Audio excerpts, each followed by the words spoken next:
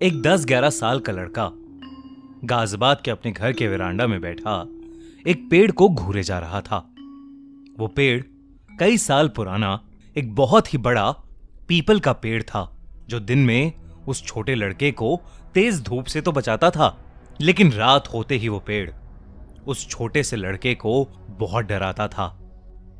इतना डर कि वो छोटा सा लड़का रात रात भर सो नहीं पाता था। रात के अंधेरे में उसे उस पेड़ से पता नहीं क्या क्या अजीबोगरीब दिखता रहता था। कभी चमगादड़ों का झुंड उस पेड़ में से बाहर निकलकर उसकी तरफ आता, तो कभी उस पेड़ पर उसे कई सारी काली बिल्लियां चढ़ी हुई दिखती।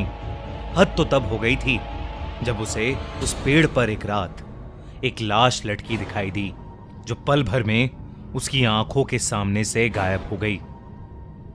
उस रात के बाद उस पेड़ पर अलग अलग लोगों की लाशें लटकी देखना उसके लिए रोज की बात हो गई थी। उसे किसी अनजान इंसान की आवाजें भी सुनाई देती। जो डर गया समझो मर गया। वो आवाजें उसके कानों में बार बार गूंजती रहती थीं। उसे अपने पड़ोसी के टेरेस के झूले पर कभी कोई औरत झूलती दिखती, तो कभी रात में लेटे हुए उसे ऐसा लगता कि कोई बूढ़ा आदमी उसे घूर घूर कर देखे जा रहा है। क्या था इन सब के पीछे? कोई भूत, प्रेत आत्मा या किसी का साया, या सिर्फ वहम और डर? उसे समझ आ रहा था कि उसका दिमाग खराब हो रहा है और वो इतना ज्यादा डर रहा है कि शायद घबराहट के मारे वो सच में ही ना मर जाए। उस एक दिन जब उसने ये सोचा, तो उसने अपने अंदर के इस डर को जड़ से भगाने का तय कर लिया।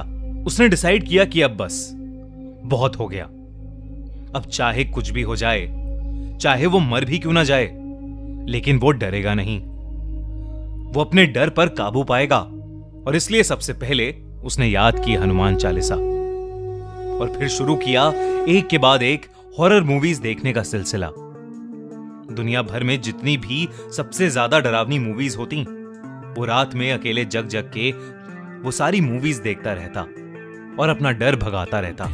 उसके बाद जब वो 18-19 साल का हो गया, तो वो आधी रातों में कभी अकेले तो कभी अपने दोस्तों के साथ दिल्ली यूनिवर्सिटी में पढ़ते हुए दिल्ली की हॉन्टेड जगहों पर जा जाके पैरानॉर्मल की दुनिया को एक्सप्लोर करता।